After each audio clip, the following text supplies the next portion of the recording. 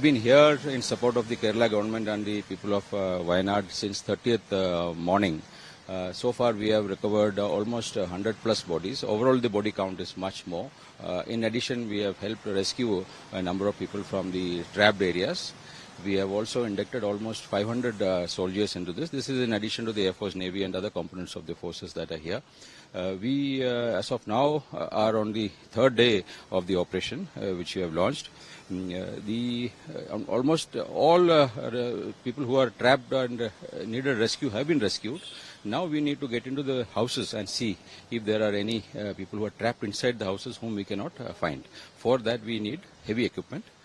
Our bridge is nearing completion at 10 o'clock today, and once the bridge comes up, it will be a major change. We will be able to induct all equipment into the site, and once the equipment goes into the site, then we will be able to dig for people, heavy equipment. That is what we are planning to do. So by 10 o'clock, this bridge, which has been constructed by our efforts day and night, has now come up, will be coming up at 10 o'clock. And this is going to change the dynamics of the rescue operations, and that's what we are hoping for. And what would be the focus? The focus primarily is to now search for people who are trapped inside houses, if at all. As of now, we are still expecting that there could be someone who needs help, where mud has gone over their houses and they have got some space to stay inside, but we are not able to see here. That would be our focus. For that, we would induct heavy equipment inside inside the area which is affected.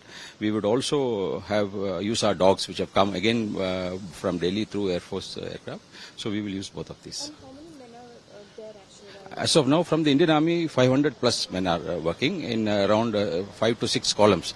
We are working here. And how many dogs? We have 3 dogs that have come from, specialized dogs that have come from Meerut, airlifted by the Air Force and Army jointly. They have reached, they are on site, they will be helping us do this job. Namma TV, the pulse of coastal Karnataka.